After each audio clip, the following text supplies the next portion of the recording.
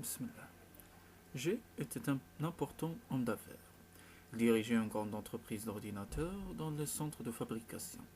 Pour la plupart, étaient des navires-usines, lesquels parcouraient sans relâche les océans en abandonnant dans leur sillage des morceaux de plaques, de circuits intégrés et de petits bouts de fils de cuivre miroitants. Partout dans le monde, on connaissait G et sa silhouette bedonnante. Il possédait tout ce qu'il désirait, et cependant, G, qui pouvait voir les magasins d'exposition et les chiens de garde depuis le luxueux bureau où il était assis, n'était pas tellement heureux. Heureux, certes, mais sans plus. Tout ce qu'il voyait le lassait. À un tel point, les claviers de boutons de commande, les tours. Un chercheur vint un jour lui montrer la dernière découverte scientifique, qui était encore tenue secrète.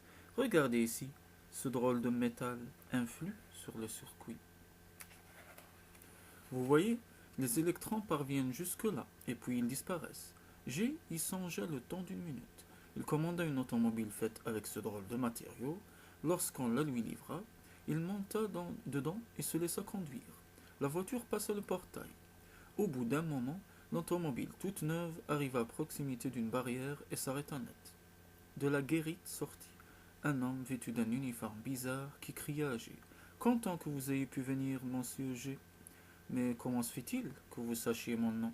Oh, vous savez, je crois bien que tout le monde vous connaît, monsieur G. Venez, je vais vous conduire au hall de réception. Tandis qu'il marchait, G examina l'étrange uniforme de cet homme qui lui était inconnu. Lorsqu'il le regardait du coin de l'œil, il pouvait sans cesse changer de couleur. L'uniforme n'était kaki que lorsque G le regardait bien en face. Veuillez attendre, à l'intérieur, lui dit l'homme, s'arrêtant à l'entrée du hall de réception.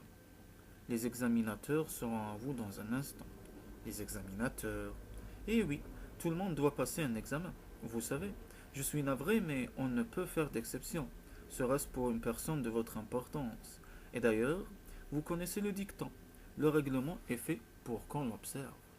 J'ai passé des heures à attendre dans la salle où flottait une odeur de renfermé.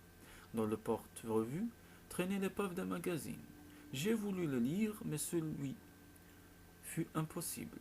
Toutes les pages présentaient la même illustration, mais les légendes étaient différentes les unes des autres, et écrites en langue étrangère, une langue par page, semblait-il, présumant qu'elles signifiaient toutes la même chose.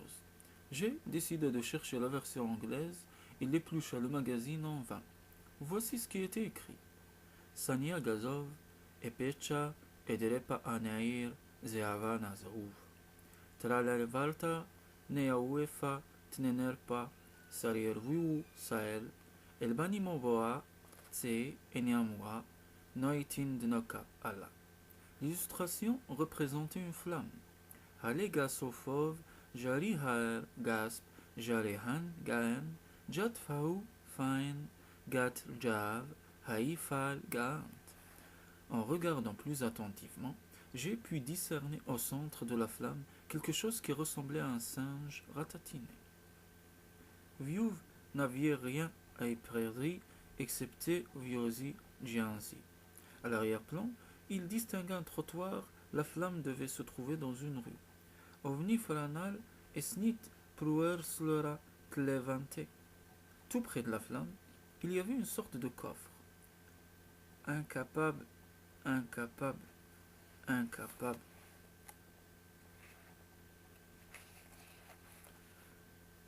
Inapable, indapable, inrapable, inappable, impapable, unrapable, inoppable, ingrappable, incrapable, improbable, impopable, improbable, introbable, inoppable, inhibable, impripable, inalpable, impalpable, insapable, intapable, intopable. Le singe avait quelque chose d'humain, mais il était petit et sombre. A intodition ruine tane tbomnaples. J'ai se demanda si sa vie tout entière ne devait aboutir qu'à cela, mourir dans une salle d'attente en feuilletant une revue absurde. Likenst hamd ist bunbel. Ou bien si cette attente faisait elle-même partie de l'examen. Al nokditinoi Noir, c'est Boumambinyabab. En tout cas, si c'était là le genre d'idiotie comme fourré dans les magazines ces derniers temps, des photos d'un singe ayant pris feu après s'être échappé de sa boîte, il était bien content de rester ce qu'il était, un directeur trop occupé et ignorant pour s'adonner à la lecture. Ils amènent un chiot à l'âme biobidant.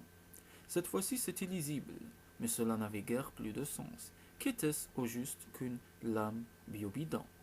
La roe seronderosion fueron ralione estero aberomeron rebarabolero. Dégoûté, il jeta le magazine à terre. Les 4 examinateurs entrèrent en même instant. Ils se présentèrent. Messieurs Stone, Brown, White et un dernier nom que j'ai ne put saisir. Les 4 hommes, qui portaient des complets beiges et des cravates unies, se ressemblaient tellement que G ne parvint pas à savoir exactement lequel d'entre eux était en train de lui adresser la parole. Vous devez passer 3 tests, lui dit-on. Bien entendu, vous pouvez échouer aux 2 premiers, mais le dernier est, dirons-nous, d'une importance capitale. Si vous manquez celui-ci, vous êtes fichu. Est-ce bien compris? J'ai acquis ça. Quand dois-je commencer? Tout de suite. Nous n'avons qu'à vous conduire au centre de test. Au dehors, une route sinueuse passait à proximité du hall de réception et allait se perdre dans la poussière au bout de quelques minutes de marche. J'ai aperçu une série de pancartes rouges portant des inscriptions blanches, mais ne put lire que les 2 premières. Les barbes poussent vite dans la tombe. Il eut l'espoir de déchiffrer le reste, mais les examinateurs le menèrent dans la direction opposée. Et à présent que lui était donnée l'occasion de les observer, j'ai constaté que les 4 hommes avaient le même physique, les mêmes traits, ils étaient trapus et avaient le nez épaté. La peau crispée de leur visage couvert de cicatrices leur prêtait un rien rieur et ironique, tout comme lorsqu'un vétéran du ring tend un bassinet au boxeur débutant pour qu'il crache dedans. Et c'est en arborant ce genre de petit sourire cynique que l'un d'entre eux montra du doigt une tour qui se profilait à l'horizon. J'ai faim, souffla-t-il. Ils suivirent ensuite une ligne de crête, et un étang enfoui dans la vallée accrocha le regard de G. Chose curieuse, du nuage de basse altitude, à moins que ce ne fussent d'énormes bulles de savon, semblaient le recouvrir presque totalement. Ils virent que la rambarde avait été éventrée un peu plus loin, à l'extérieur de la courbe que décrivait la route. En contrebas, retourné sur le flanc du ravin, un véhicule brûlait. G s'accorda le temps de jeter un coup d'œil, puis courut rattraper les autres. On ne fait rien? Demanda-t-il. Trop tard, cria le premier examinateur, en faisant une roulade au sol. Cela se produit tous les jours, hurla le second, tandis qu'il entamait un triplé de sauts périlleux. Le troisième arracha sa ceinture et se mit à sauter à la corde, sans réduire son allure pour autant. Cela leur apprendra, s'écria-t-il. D'ailleurs, à leur avis, cela sert à quoi, une rambarde? À la décoration? Tonna le dernier. Il bondit en l'air, exécutant un furtif entrechat. G s'étonna de voir ses compagnons manifester une telle absence de compassion, mais il ne brancha point, et péniblement poursuivit son chemin. Aussitôt, l'un des examinateurs lui jeta. Voici le centre de test. Les 3 autres échangèrent un sourire. L'un d'eux poussa un jet du coude et lui glissa. Vous ne trouvez pas que l'air est magnifique? Apparemment, ce n'était pas une question. D'ailleurs, G était bien trop occupé à observer ce fameux centre de test pour tenter de formuler une réponse. Le centre de test, pour autant qu'il pût en juger, était un bâtiment semblable au hall de réception. Des murs de béton très massifs, pas de fenêtres, un orme isolé, masquait une bonne partie de l'énorme inscription qui couvrait l'un des murs latéraux. C'est de vous qu'il s'agit. Tandis qu'il parvenait aux portes vitrées, un mendiant les accosta. Il exhiba une poignée de crayons. Ses cicatrices lui prêtaient un rictus encore plus cynique que celui des examinateurs. Le complet qu'il portait était une réplique éraillée. Dès lors, une cravate graisseuse cernait son cou à même la peau. Des crayons, patron. Un des examinateurs frappa, 2 fois, au visage et à l'estomac, puis il s'effaça poliment devant G en lui ouvrant la porte. C'est dans ce genre de cas que nous sommes censés vous protéger, expliqua-t-il. J'ai froncé les sourcils mais ne sut que répondre. Durant une seconde, il eut bien envie de retrouver la fraîcheur de ces couloirs à lui où déambulaient ces analystes jeunes et propres. Les examinateurs lui montrèrent une cabine cubique insonorisée et lui firent comprendre en quoi consistaient les 3 tests. Vous voyez, vous n'avez qu'à taper vos réponses sur ce clavier. Les 2 premiers tests constituent une sorte de mise en train, et ensuite seulement, l'ordinateur vous donnera du fil à retordre. Allez, on vous laisse, bonne chance. Il était désormais seul devant le téléscripteur, qui sans tarder lui posa la première question. C'est à donner à B autant de pommes qu'en possédait A, et ceci autant de fois que B donne à présent de pommes à C. C'est à donner à A un nombre de pommes suffisant pour que le total des pommes de A soit égal à 5 fois le nombre de pommes possédées par B à l'origine. Une fois que C a mangé assez de pommes pour qu'il ne lui en reste qu'un nombre égal aux 2 tiers de l'actuelle provision de A, il a perdu 4 fois le nombre de pommes qu'il avait auparavant donné à A. A donne à C un septième de ces pommes et C achète une quantité de pommes égale à celle qu'il avait donnée à B. Il double ainsi sa provision. A donne à B une pomme de plus que C n'en donne à B. Si B mange 2 pommes, il lui restera alors 5 fois autant de pommes que lui donne à présent A. Il s'ensuit que A aura alors une pomme de moins que C n'en a maintenant, et que C possédera la moitié du nombre de pommes qu'il avait au début.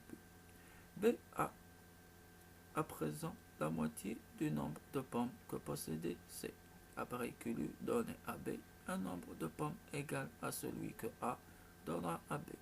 C a maintenant 4 fois autant de pommes qu'il reste de mois dans l'année. Quel mois sommes-nous?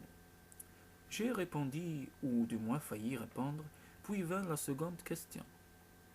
En le considérant en tant que suspension d'un art dans un autre, ceci entrant dans la classification média, énumérée dans l'ordre d'importance les 6 œuvres suivantes en les classant par degré de suspension et en discutant le type de suspension, colloïdale, analogique ou autre, en indiquant dans quelle proportion chaque art médium est entré en suspension.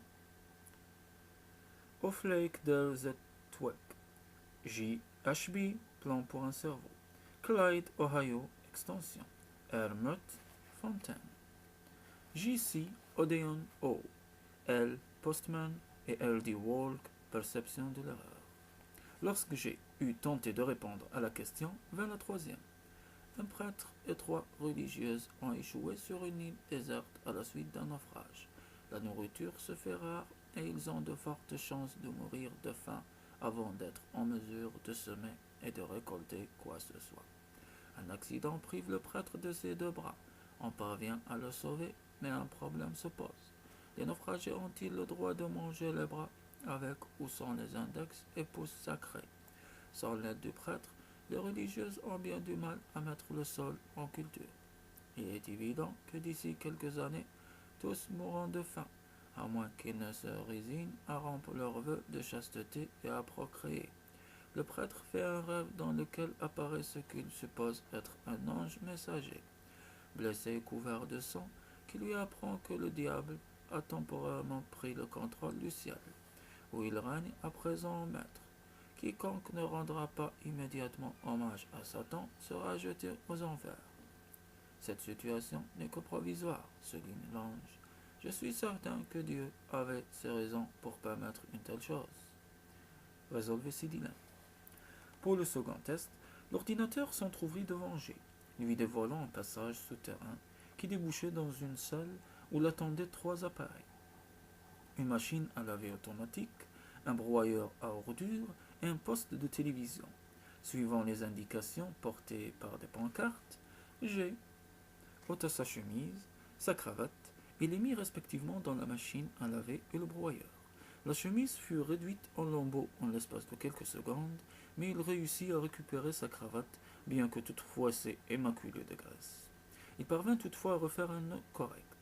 Sur l'écran de télévision, en face de lui, défilèrent des clichés de films où figuraient des actrices célèbres que j'ai pu identifier sans erreur.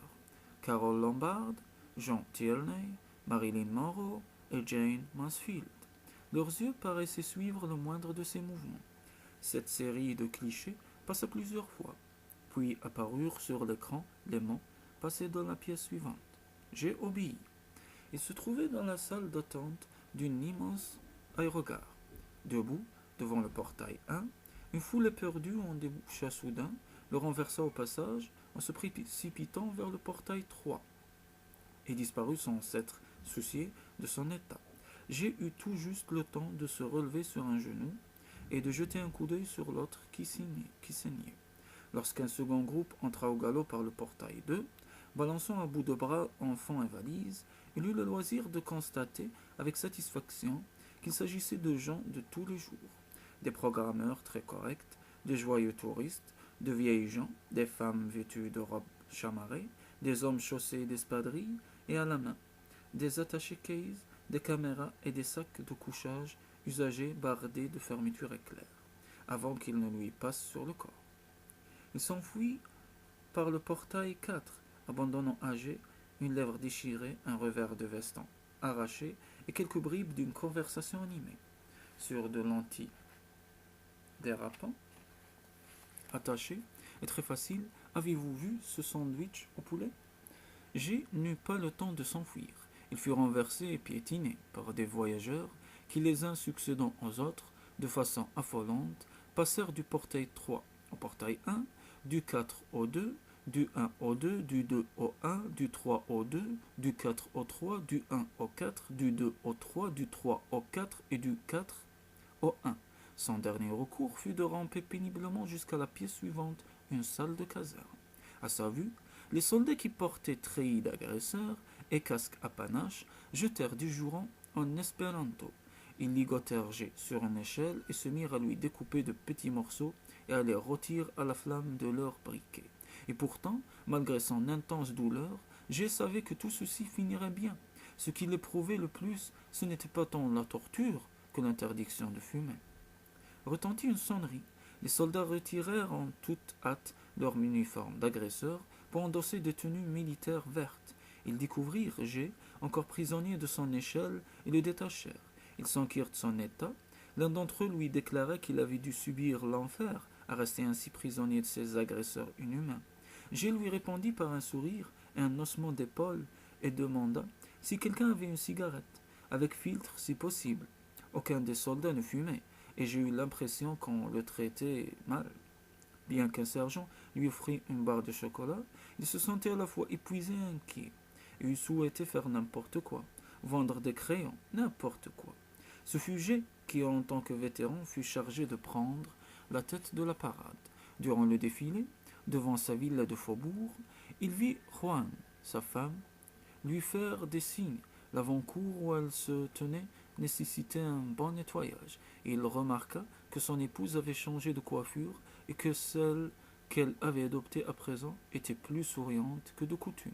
Cela paraissait joli, tout en moins de loin.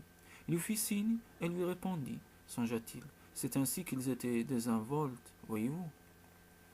Tout au long de la rue, depuis le trottoir où ils étaient massés, la foule des programmeurs et des analystes, corrects et sympathiques, fit pleuvoir sur lui des confettis de leurs cartes perforées. Merci les enfants, et maintenant, retournez à votre travail. Au bout de la rue, il y avait le bidon carré rouge. Dès qu'il l'aperçut, G sut ce qu'il lui fallait faire pour passer le test. Quelque part en arrière-plan, de grands journaux d'information minute citaient le problème de l'ordinateur. G était un important homme d'affaires. Il dirigeait une grande entreprise d'ordinateurs. Les badauds prenaient un intérêt solennel à la lecture de ces nouvelles, mais ils se répandirent en acclamations lorsqu'elles rejoignirent la réalité du présent. La dictée s'acheva, puis G se saisit du bidon et s'aspergea d'essence. Il demanda du feu à un général qui était à ses côtés. Bien que celui-ci fût un non-fumeur, c'était un gentleman. Son briquet à gaz fonctionna immédiatement. G fut une très belle flamme, même en noir et blanc. La dictée s'acheva. Puis G se saisit du bidon.